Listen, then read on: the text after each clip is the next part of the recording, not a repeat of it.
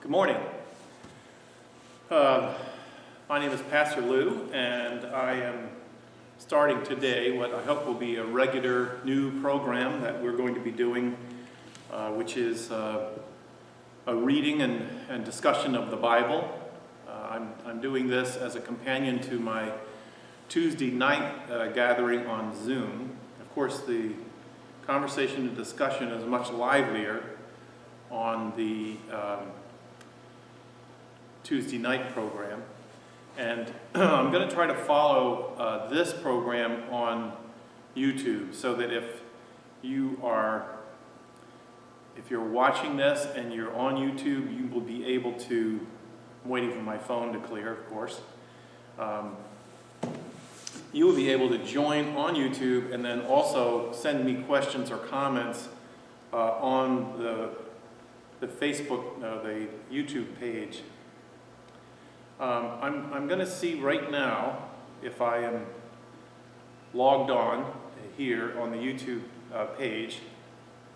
And that way I can see your comments and your questions as we start into this study, and it might make it a little more lively and feel less like it's just me sitting here talking to you.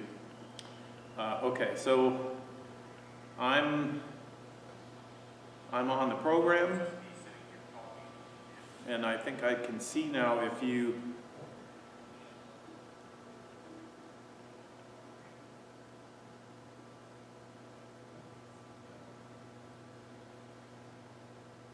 All right. So I have my dialog box open on the bottom. I'm going to adjust the camera a little bit.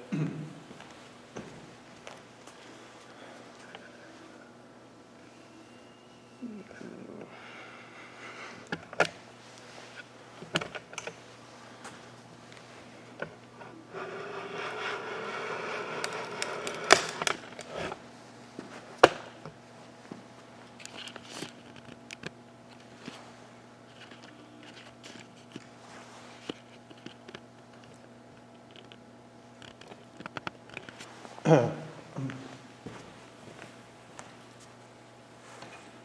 look to see how that looks.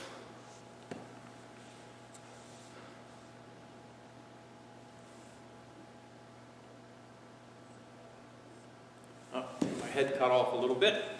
Sorry, I don't have a producer with me here today, so.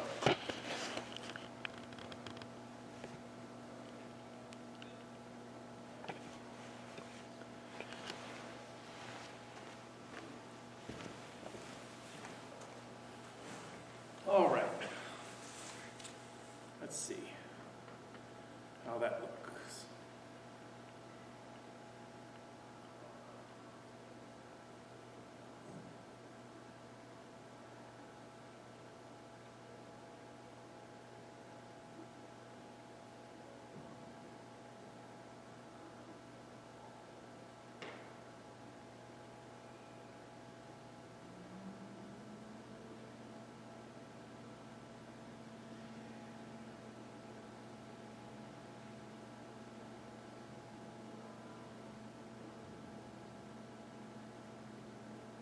Okay,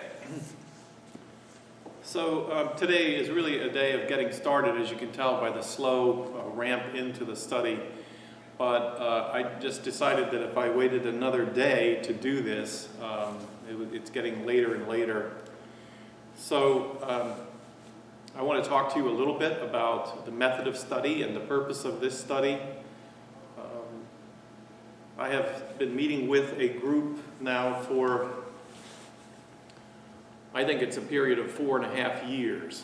And we started the first group 4.5 years ago, and we started reading the Bible, literally reading the Bible. Our commitment was to try to read one chapter a day, once a week. And then we would read and discuss and try to distill themes that can be heard to connect the Bible together. It doesn't mean that the Bible was written by one person and edited. It's not. It's not at all. But part of what binds the book together isn't just the binder here. There are motifs, there are themes that run throughout the Bible. and they get picked up, and you have to be listening for them, you have to be looking for them, and in some ways, if you understand the larger theme of the biblical narrative, the biblical writers, if you understand that larger theme, then you will hear it in the particular texts. I am not a biblical literalist. I am not. That means that I don't believe you can, nor were you ever expected to, read the Bible as a literal book. Meaning, if it says, you go do this in a particular time and in a particular place, that means that if you read it here, then you go do it. So, for example, the sacrificial system, which was set up in the middle period for the Hebrew people, a sort of a scapegoating system that would help people to deal with their sense of guilt and to remove guilt from the community so that the community could be free. So there are lots of instructions in the Bible in a very literal way about killing a lamb and what to do with it. The fact that it's in the Bible does not, and it is literally there, is not an instruction for you and me to go out and to raise lambs and to kill lambs for our guilt.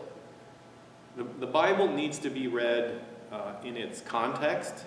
It needs to be read and understood in the setting in which it was written, and it needs to be heard and understood with a lot of effort so that we do not read into the Bible.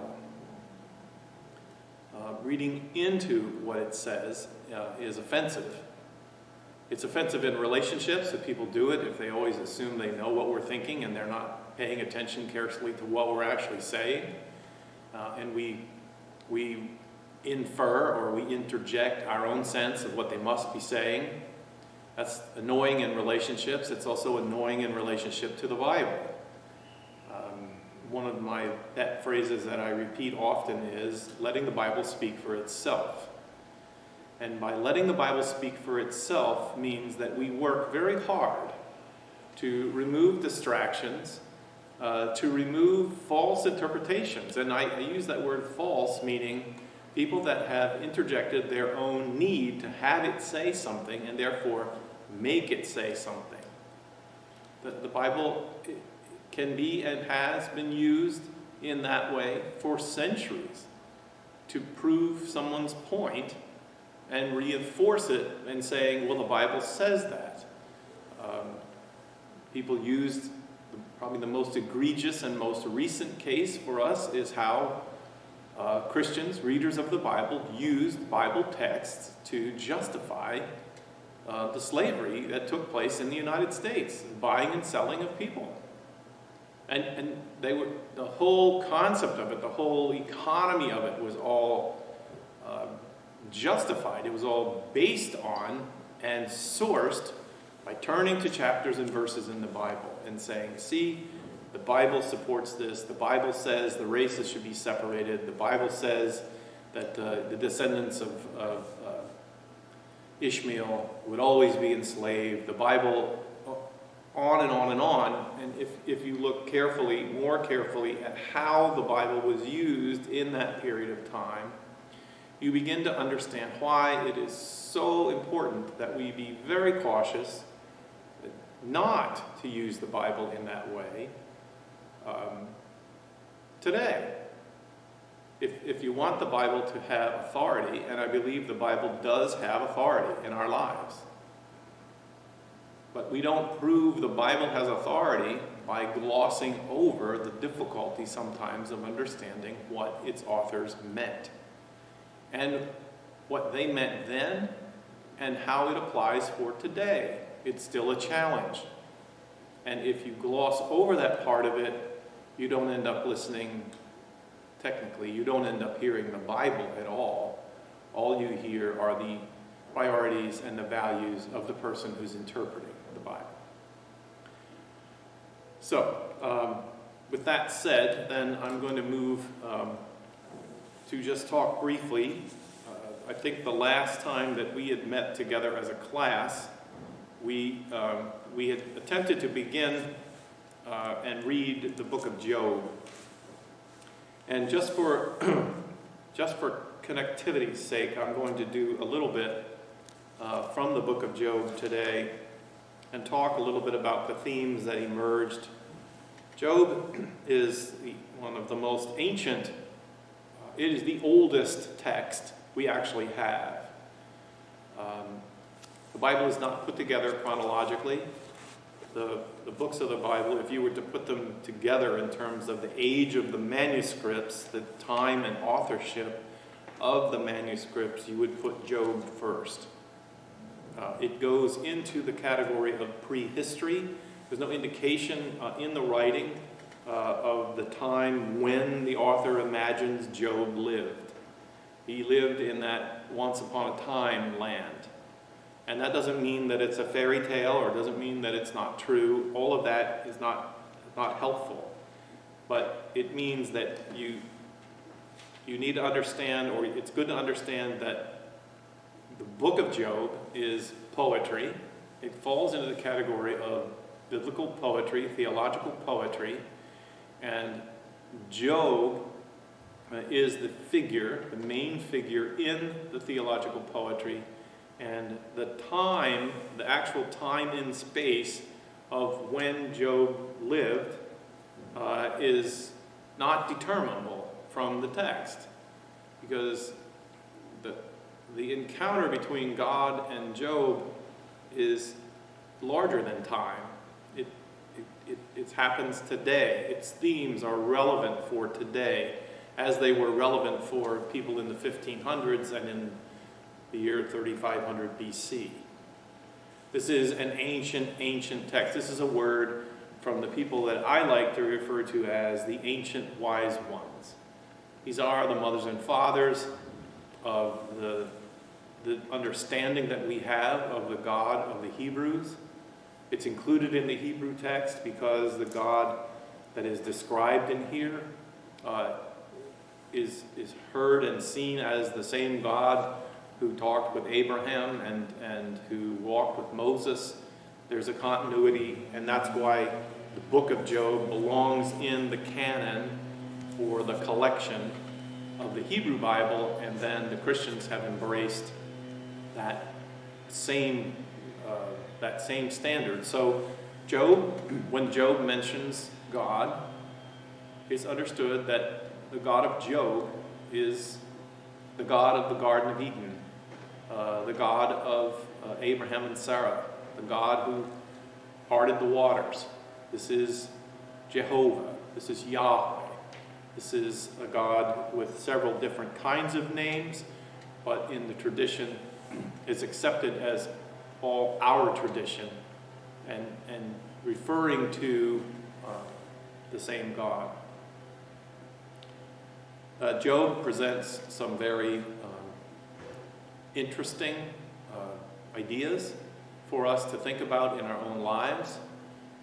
The picture of Job, the summary of Job is this, that Job was a man living his life, and evidently very different than many of the other people described in the prehistory periods, including Adam and Eve and others. Job was a man who seemed to be able to live by faith. And that's a very important theme. I talked earlier about themes that reside and carry through the whole Bible. Living by faith, or living by trust, that we do not live as human beings on this planet in certainty. We have no certainty. We don't know about tomorrow. We don't know really the unfolding even of the next moment. Our lot in life as human beings is to live in faith. And that faith, specifically as it's described in the book of Job, that faith directs us to trust God no matter what. No matter what. Now, this causes some problems for thinking people, and most of us are thinking people. We think things through. So if we are trusting God, and God is a loving God who cares for us, and if God is in any way in control of the world, then we should be fine. Because God loves us and cares about us, we trust God, we can trust God, and so our lives will be fine. The problem, of course, is if you live in this world the same as I do, you know that's not really how life unfolds. So when the challenges come, when things don't go well, and what I mean by that is you have an illness that debilitates you. You have a child that gets struck by a car and killed. You have disease that comes and affects you in your life. What are we to make of this? What are we to make of this? And this is not a question that's going to be answered in this text or by this pastor, because it is the dilemma of our human existence. We, in the Christian tradition, believe in a loving God who has power to affect what happens in our lives. So if bad things happen, if all of our cows die that are the source of our income, we will reflect upward. We will look to God and we will say, what's up? What's going on? Now, in some disciplines of Christian faith, people are content to think that God is very transactional.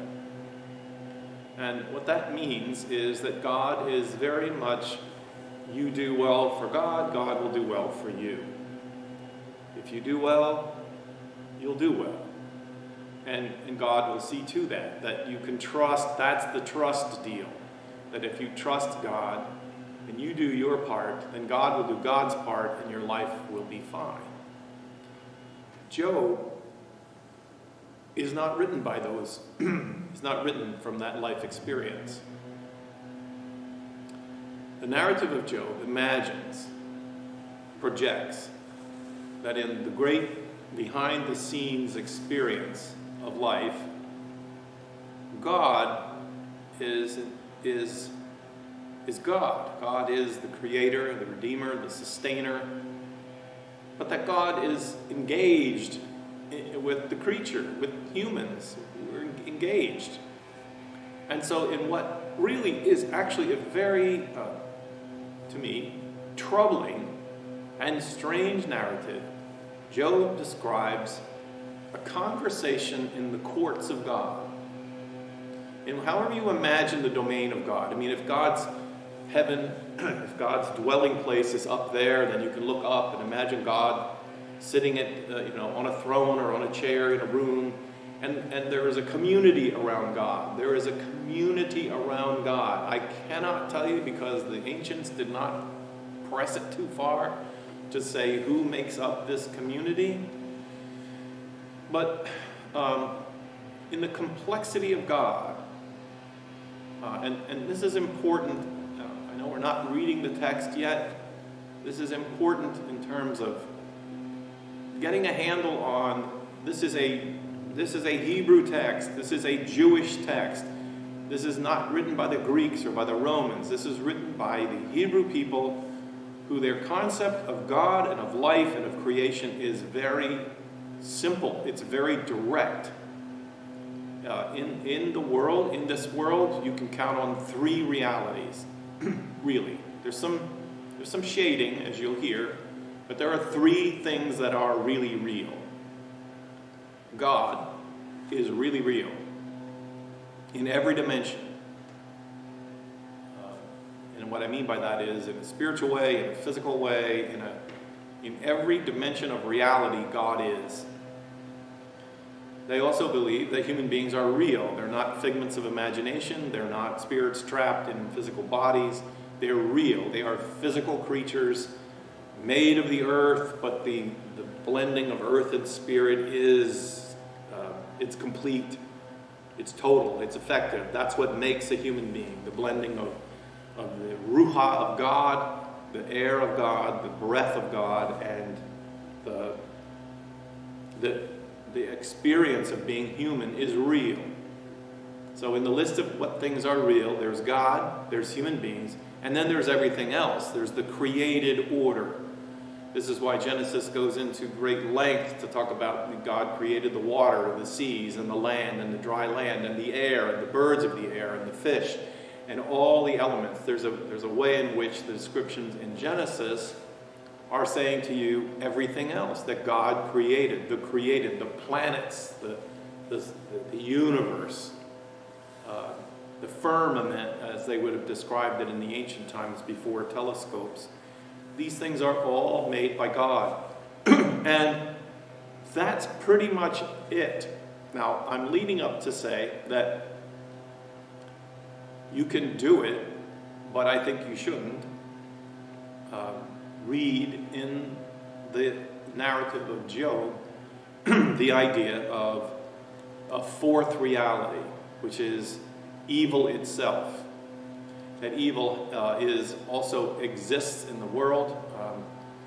The Greeks saw life as a duality. They said everything that is in life is either good or bad. So you have the forces of good and you have the forces of evil, and that's the story of the universe. Forces of good and evil warring against each other, and we pray the forces of good will win, or that the God of Thor would be stronger. The good will always be stronger than the evil, but the evil is real. It's real, and it's a thing in creation. I can't emphasize enough, I really can't emphasize enough how in reading the entire first part of this Hebrew Scriptures, it's important to put a razor wall up to separate that idea from the biblical narrative. It's not here. It is not here.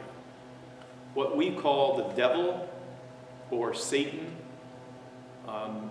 unfortunately in the English translation from some of the English texts, we intermingled words like Satan and the devil and Beelzebub and all these names that come up both in the Hebrew Scripture and in the New Testament Scripture. We've thrown them all together into this very Greek, this very Roman idea. I was saying Roman because it's important for you to understand there are other religious traditions that were in the environment around the Jewish people, around the Hebrew people. They did not see life that way. Life is not a duality. It is not. It is a tripod, if you will. The created order, matter, things are real. They are real. God created them, and they are real. They're not figments of our imagination, as Bishop Berkeley, a philosopher, sort of thought. They were created by our minds. Not this Hebrew theology is very earthy. It's very much part of the what makes Jewish and Christian in the best tradition. We are a very fleshy, a very earthy religion, a very earthy discipline that makes our human bodies very significant. There are many Eastern religions that see the body as sort of a container for the person, and that the spirit is really the person, or the language of spirit. It's not here. It is not here in this text. And I've often said, you will not find Satan, this character of Satan, the devil made me do it. You will not find that personage, that character in the entire Old Testament. You will not. Now, if you are fully versed in the Bible, you will say to me, well, that's not true, and you'll start to turn to places like Job, where there is an activity that goes on which is very alien to us.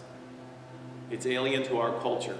But you cannot solve the problem of it by inventing this character with the long pointy tail and the horns on his head and the red face and red skin who lives in a domain we call hell, and then say, well, that all comes from the Bible. It does not. It does not. You can find nuances of it that can be sourced from the Bible, but it does not come from the Bible. Those images came from cultures outside the biblical and Christian tradition, and they are used by Christians, sometimes unwittingly, to try to answer the harder questions of life. All right. So why am I saying all that? Because Job begins and is very strange. Listen to how it begins. There once was a man in the land of Uz, whose name was Job, and that man was blameless and upright. He feared God and turned away from evil. Now, he feared God means that he stood in awe of God. He trusted God. He leaned his life on God. And he would not resort to evil. Now, in this case, the word evil is pointing to things that would be the opposite of that, of trying to take his life in his own hands, trying to do things to cut corners, trying to do things to change relationships with other people. He was a good man. He was good in his relationships, and he was good especially in his relationship to God. Second sentence. There were born to him 7 sons and 3 daughters. He had 7,000 sheep, 3,000 camels, 500 yoke of oxen, 500 donkeys, and many servants, so that this man was the greatest of all people of the East. Now here, what the foundation that's being laid is this idea of the transactional God, which means, and it carries, it's this transactional God. If I do well toward God, if I do like Job did, I stand in awe of God, I have reverence for God and God's place in my life, and I work to not do evil, to not take shortcuts, to not shortchange people in the marketplace, to not deprive them of their rights or to retain them, all the things that we would call civil rights. He lived according to a good code. Then you would expect what comes next, which is you live according to the good code, you stand in awe of God, you're going to have many blessings in your life. He's got a full house of kids, which was important in that time. Didn't happen to a lot of people. There was many people would give birth to 10 or 12 people, 12 children, and only 2 or 3 of them would survive. Here, Job is described as a man who does well and who is seen as well and blessed by God. He had all these animals. His sons used to go and hold feasts in one another's houses in turn, and they would send and invite their 3 sisters to eat and drink with them. It was the good life. And when the feast days had run their course, Job would send and sanctify them, and he would rise early in the morning and offer burnt offerings according to the number of them all. For Job said, "It may be that my children have sinned and cursed God in their hearts." Job's faith was big enough for his whole family. He would make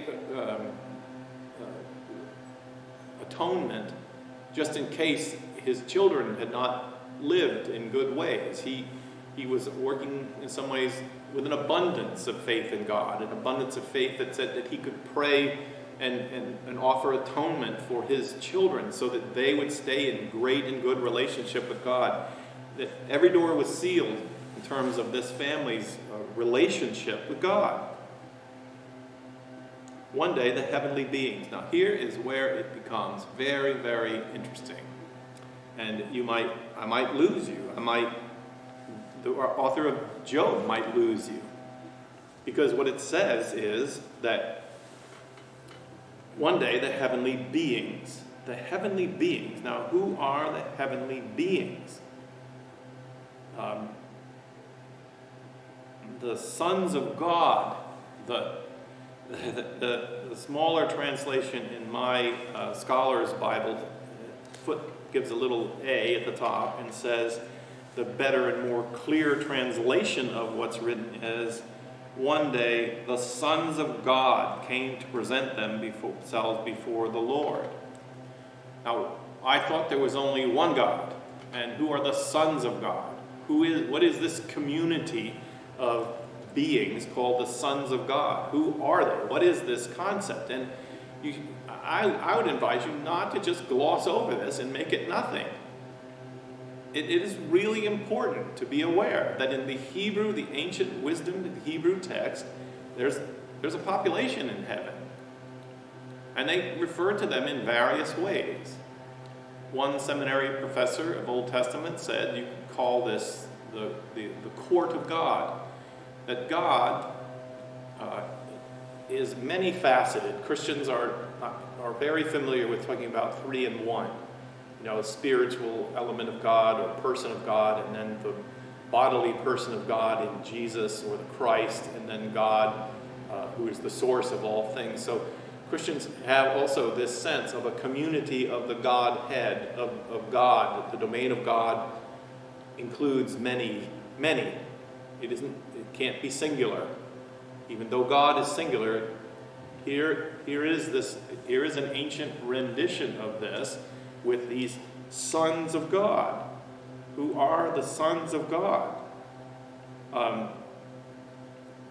What I want to say to you is that in the wisdom of the people of Job's time, there was room in their mind that God, wherever God is or however God is, there's I don't know, servants of God. The Middle Ages talk a lot about the angels, and they talked about archangels, and they had whole systems of these attendants to God, these ones that sort of are there to do God's bidding, the ones that come as messengers. Where do they come from? They come from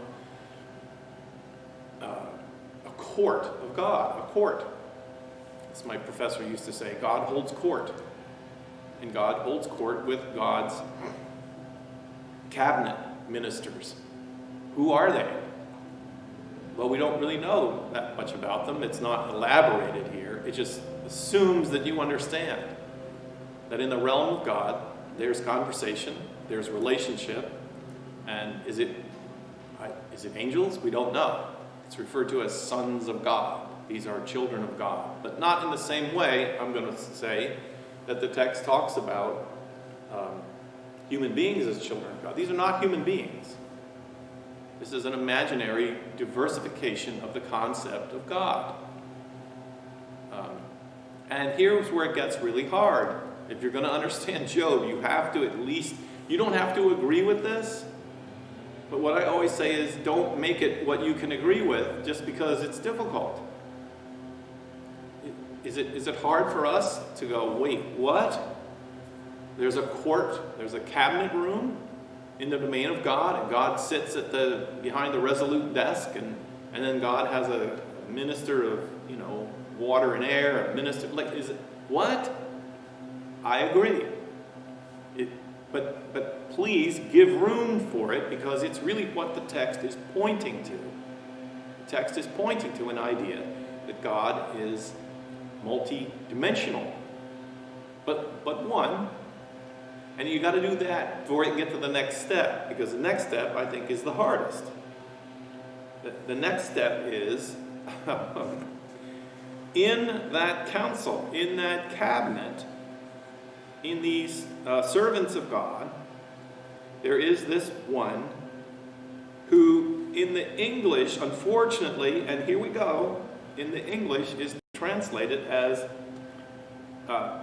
Satan, with capital S. Satan. And then Christians go, oh, well, we know who that is. Satan is the leader of the forces that oppose God, the underworld, the dark. He lives in Hades. No, none of that can be read in here. You have to take all of that and put it away. In my other Bible study, I've started to refer to these things as barnacles. I'm not a saltwater boater, but I'm aware that if you leave your boat sitting in the salt water, these creatures called barnacles will attach themselves to your boat. And if you're in an area where they're prolific, they can sink your boat. You have to remove the barnacles that attach themselves to the boat, or it won't float. If you want your understanding of this text to float, you have to remove some big barnacles here. Because as the text unfolds, God is holding court with God's sons. And one of those ambassadors, one of those servants of God, is this character named the accuser. The accuser. That's actually what, in the Hebrew, it's ha-satan. Ha-satan. And the Hebrew word ha-satan means the accuser. So in the dimensions of God, this is how I do it, and I'm going to try to do it right in front of you so you see it. What I do is, I talk about the fact that these are dimensions of God, how God functions in relationships. And in the way God functions, there is a side, a dimension of God in the relationship of faith that accuses or charges, later on it becomes tempts, the person in the other side of the relationship. I don't know how it is in relationships in your life, but relationships that are alive and ongoing, you're going to have this sometimes scary dimension that goes on where one person in the relationship's not quite sure of how genuine and true the other person is. And so there'll be an ordinary function which says, I'm not so sure that I can trust you. I'm not so sure that you're being as faithful to me as you say you are. And it's perfectly within the realm of a healthy relationship for one member of the relationship to express that, especially if that's how they actually feel. In some ways, it can be very damaging to a relationship that if you're suspicious of that then you don't express that. So what I'm trying to say is that if we stay with the text, we will learn something about the Hebrew or the ancients' view of God. It was perfectly within the realm of God and human relationships for God to test the human being's real faith. Now think about that. That doesn't sound so outrageous. But in the ancient text, the tester, the accuser, is given a kind of personality in the domain of God. There's other examples of this in the Old Testament. Wisdom of God is given a personality. She's often referred to as a female.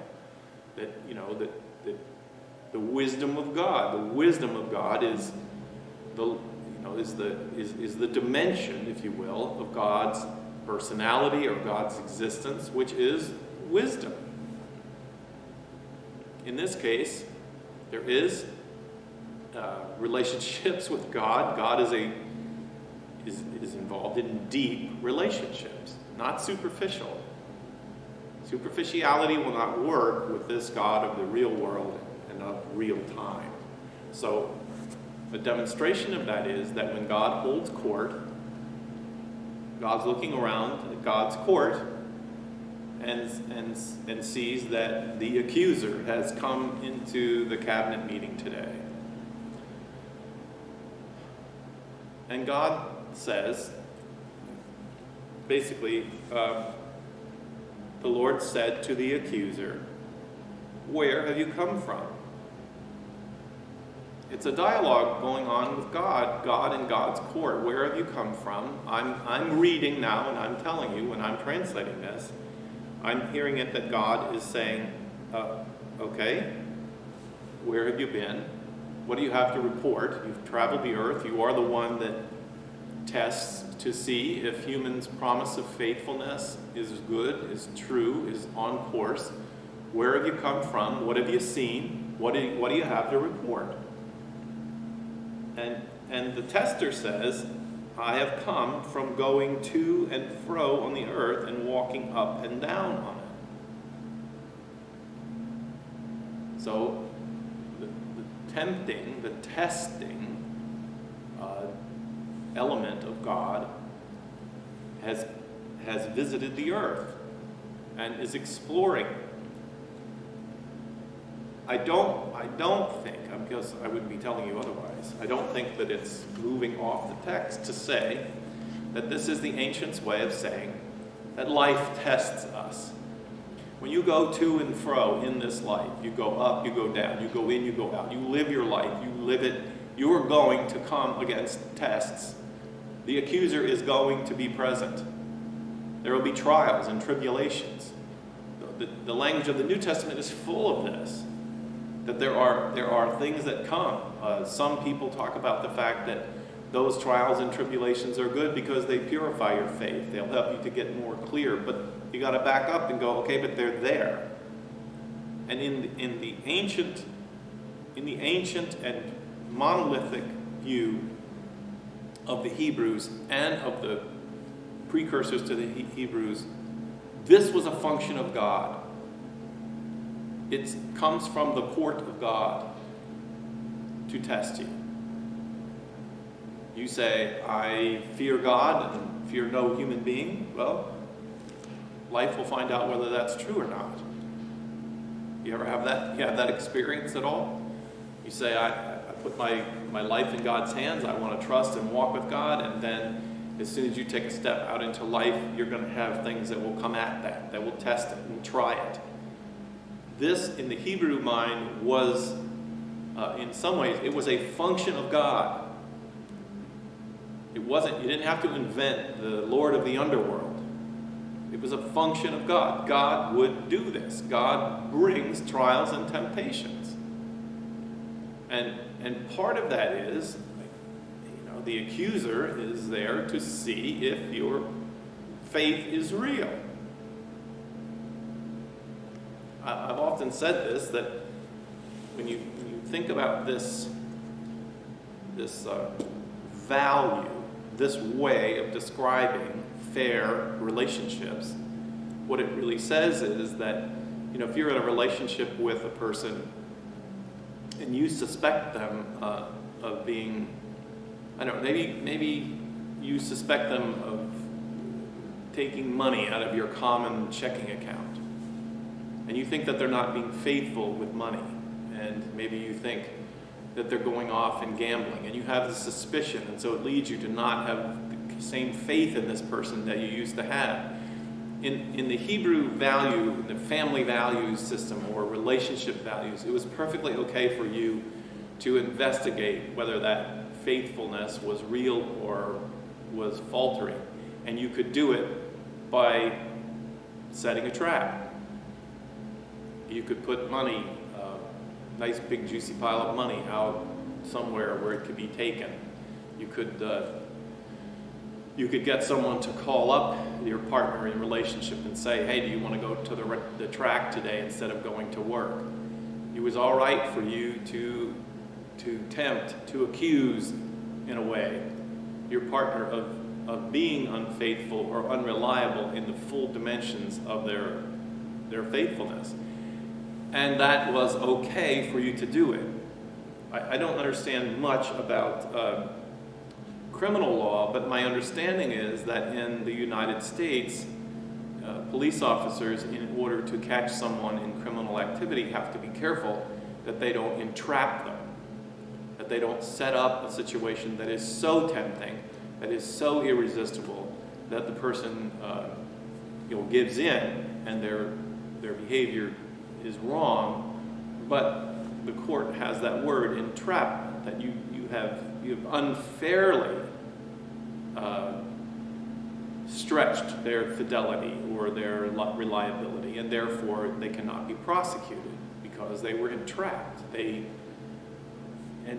I think entrapment was not a big deal in the code of relationships that existed in these ancient times, because in the court of God there is one who, as this one from God, this messenger of God, goes to and fro in life and up and down, is challenging people's lives, challenging them, and challenging their faith. Do you really trust God? Do you? And unfortunately, I think the history is that many times people were failing. So, the Lord, having received the report from the accuser that human beings generally do not hold up to the test, they have a very difficult time trusting God. That's not new. It's in the report card from Cain and Abel. from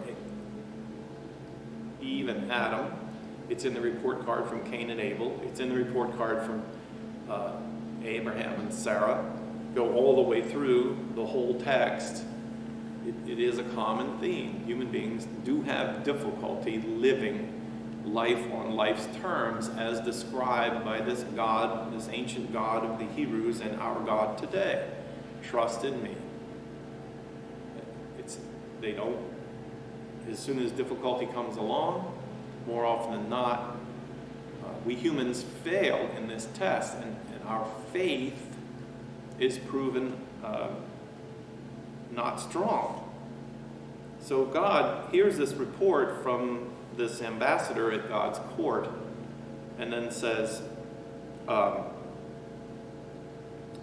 Lord said to Satan, let me go on to verse 8. Have you considered my servant Job? There is no one like him on the earth, blameless and upright man who fears God, fears me, and turns away from evil. And the tempter, the one who offers the trials from God, comes from the court of God. By the way, my Bible study students will know that I usually change the emphasis of the syllable in this and call this one the Satan. If you discipline yourself to refer to the Satan, it gives you that capacity to open that place in your mind to remember this is not Satan, this is not the devil, this is not any of that. This is the Satan. This is a cabinet minister in the dimension, the multi-dimensional personality, if you will, of God. God tests people. And so, in God's conversation with the ambassador of accusing, says, hey, have you checked out my loyal and faithful and dependable human being named Job? Here seems to be a man who does better than Eve and Adam, does better than Noah even, in terms of faithfulness. This seems to be an example of one human being walking on the face of the earth who seems to be able to carry out a true and abiding faith in God regardless of the circumstances.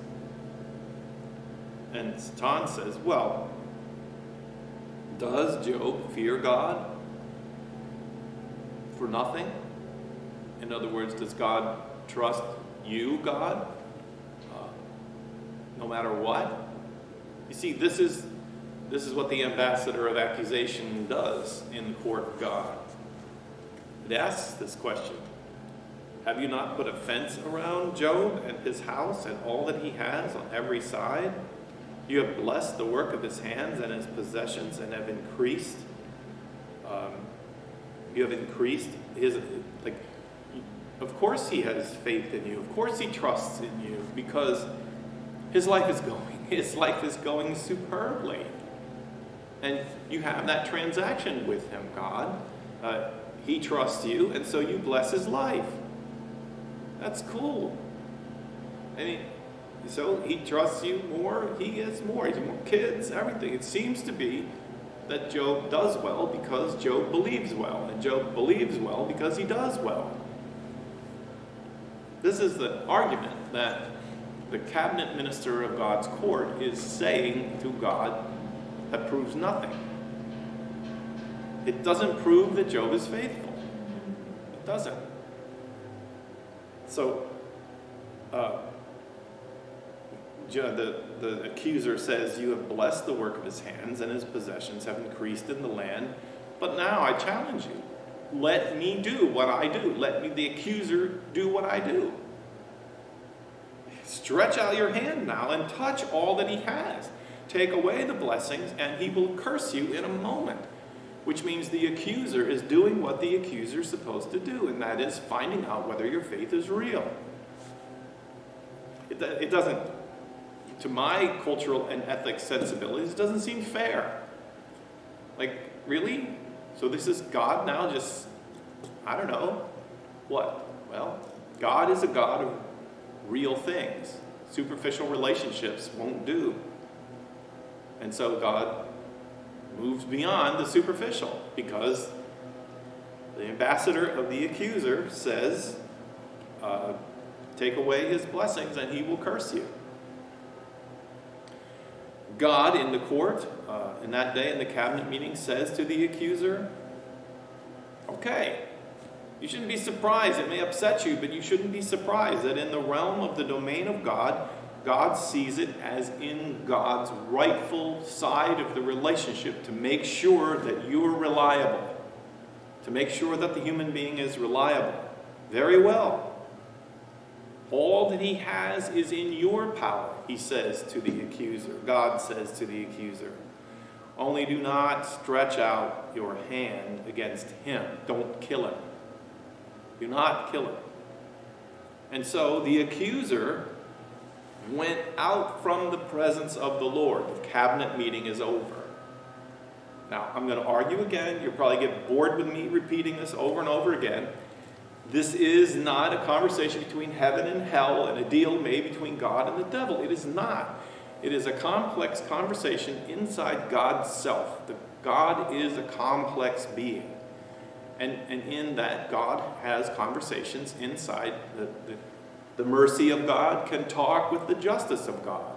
The long-suffering God, long-suffering dimension of God can have a conversation with the justice or the demanding of now, the immediacy of God. All these dimensions of God come to play, and I don't have a better way of describing except to say the cabinet meeting of God. God has a cabinet meeting. And there's not anything present in the cabinet meeting that isn't from God. Nothing. Because there's nothing else in creation except human beings and the created order and God. I'm sorry, but you can't read this text and bring concepts from other religions in order to make sense of it. So, Satan went out from the presence of the Lord. The accuser went out from the presence of the Lord. Now, if you're shocked by what you're hearing here, and you say, oh, I've been studying the Bible for years and I've never seen this before, just do yourself a favor and go pick up a copy of the Bible and look at Job chapter 1, and you'll find references, these things where I'm changing the name Satan to the accuser and talking about why that's different. You'll find, I'm not making it up. It's there. The Hebrew is not the word Satan. It's not.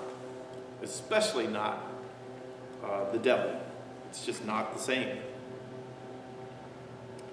One day when the accuser has gone out from the presence of God and is now going back to the to and fro of the earth. And one day when Job's sons and daughters were eating and drinking wine in the elder brother's house, a messenger came to Job and said, I have some bad news. The oxen were plowing and the donkeys were feeding beside them, and the Sabaeans fell on them. This is evidently a tribe of hostile people who live in the area around Job. And they fell on the oxen and the donkeys, and they carried them off. And they killed all of your servants with the edge of the sword. I alone have escaped to tell you. And while he was still speaking, things are going to get really, really bad for Job right now. Really bad. The test of Job's faith is underway. And this is a test which is coming from the presence of the Lord. While he was still speaking, another one came and said, the fire of God fell from heaven and burned up the sheep and the servants and consumed them. I alone have escaped to tell you. And while he was still speaking, another one came. 3 messengers with 3 messages of doom and destruction. The Chaldeans formed 3 columns, and they made a raid on the camels and carried them off, and they killed all the servants with the edge of the sword. I alone have escaped to tell you. And now here comes another, 4th messenger. And while that one was still speaking, another one came, and your sons and daughters were eating and drinking wine in the eldest brother's house, and suddenly there came a great wind across the desert, struck the 4 corners of the house, and it fell on the young people, and they are all dead. And and I alone have escaped to tell you.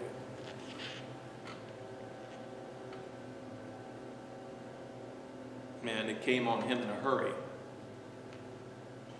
It came from the four corners of the earth. Everything that he made himself feel good about when he woke up that day is now gone. Job arose, tore his robe, shaved his head, and fell on the ground and worshipped. Here's the most amazing thing. Here's the amazing thing about Job. Having lost all that he lost in one day, his entire family, all of his animals, everything. He said these words, "Naked I came from my mother's womb, and naked I shall return there. The Lord gives, and the Lord takes away. Blessed be the name of the Lord." Now, if you were looking for a model of faithfulness in human beings to make you feel bad, this is the one. Because, no doubt, this is an outstanding response to what comes in the to and fro of living in life.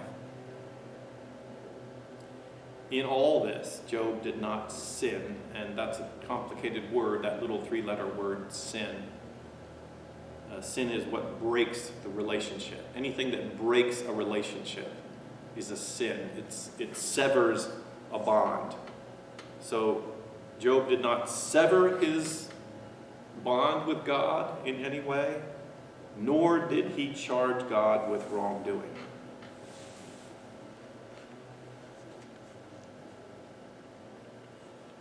Now that's chapter 1, and that brings us to the end of the first hour.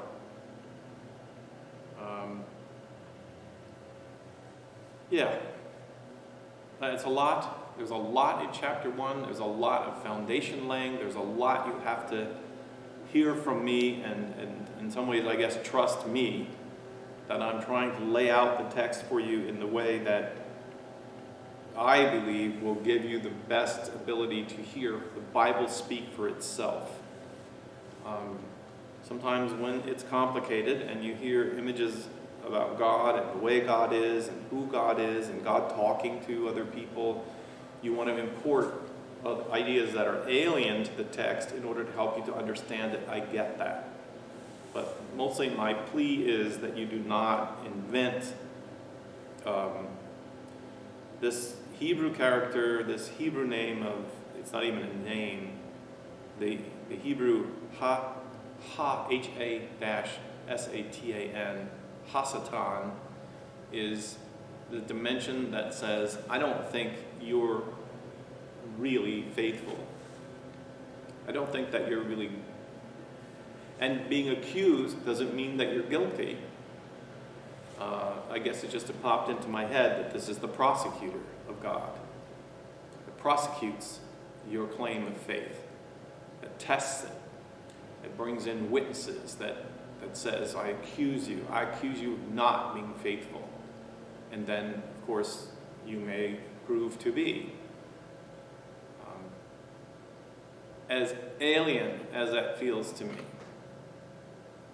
I think in contemporary culture, a person in a relationship, friendship, marriage, partnership would say, you don't trust me.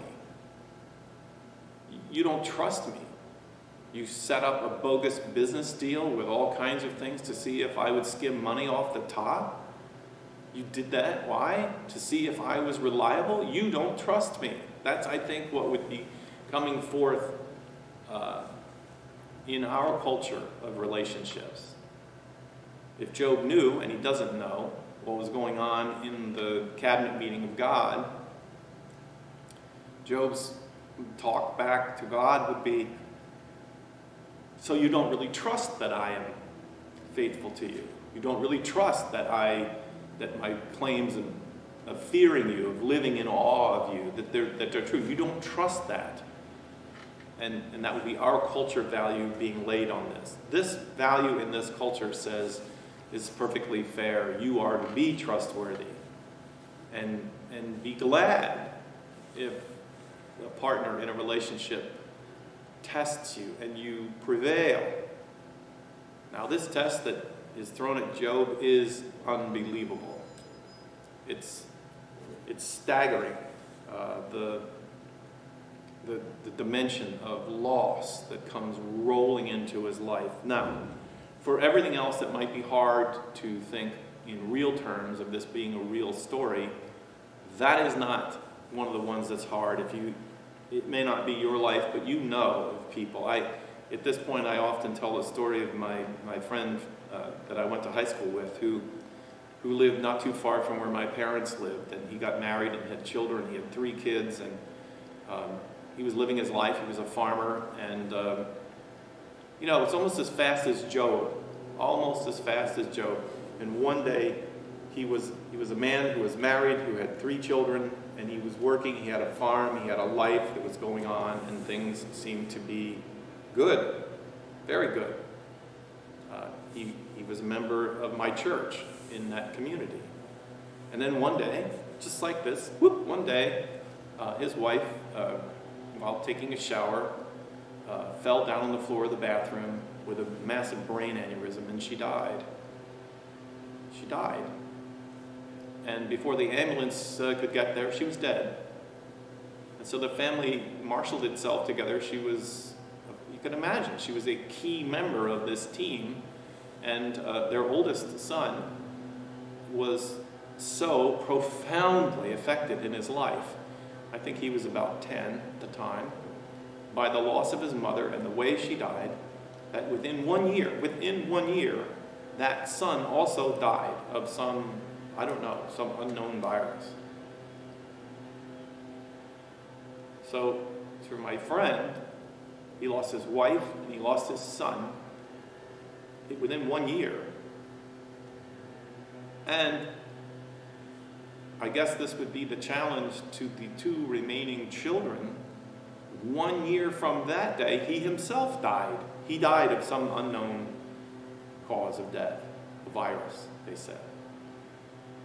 So when I read all the things that I can't really reach out into life and draw illustrations from, and this cultural value of it being okay for God in a relationship to test and to try the claims of faithfulness of human beings.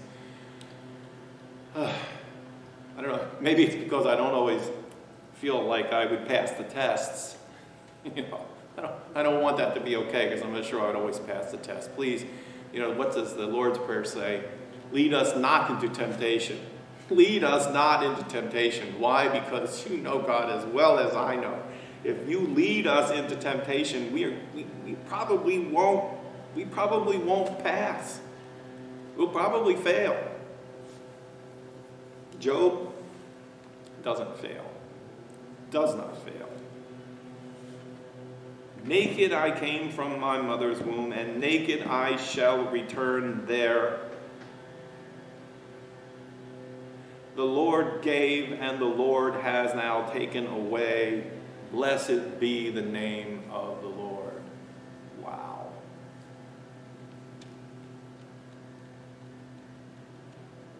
Okay. We have a beginning in the book of Job. I'm going to reassure you, for those of you who may be watching this, that I'm not going to do what we did last time.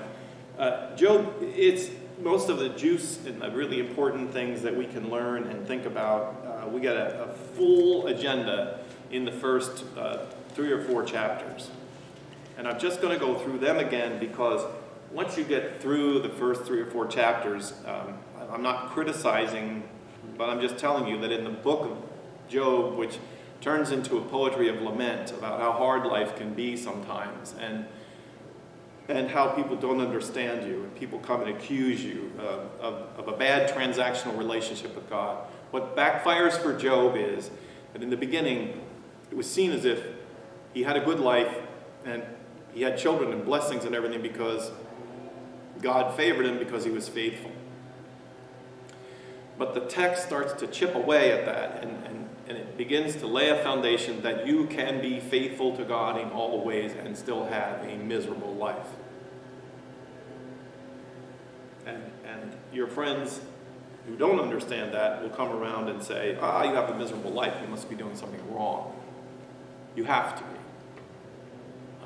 There's no reason for anyone to suffer except that transactional relationship that you suffer, you must have done something wrong.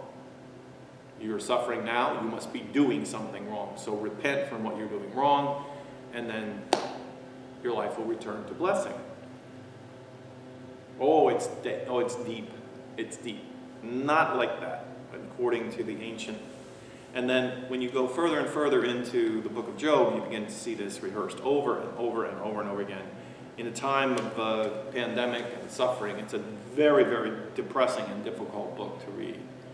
It's great for its redeeming thoughts and claims for our life. It's great for all of that. But most of that comes in the first couple of chapters. And so we're going to skip over the remaining chapters of Job, and we're going to go on and we're going to begin to read and understand and to think about the Psalms.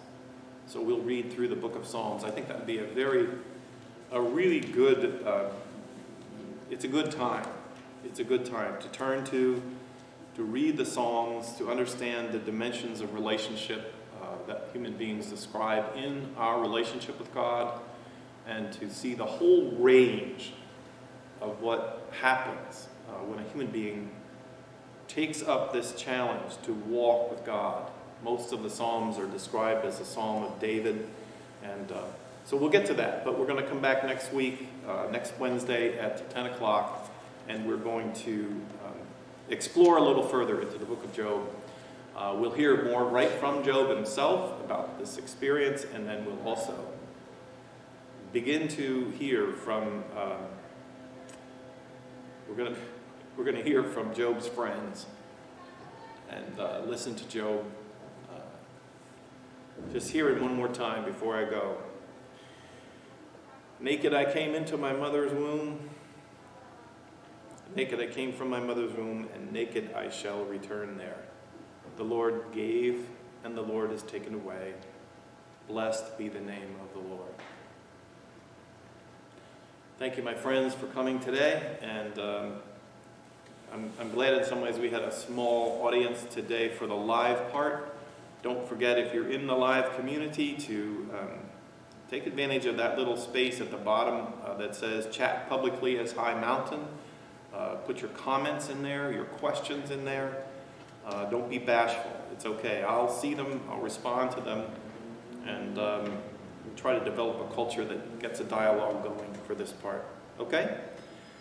God bless you, my friends, and have a good day. I'll be back here on the live channel at 2 o'clock for the Pastor's Chat today. Hope to see you there, and that's it for today.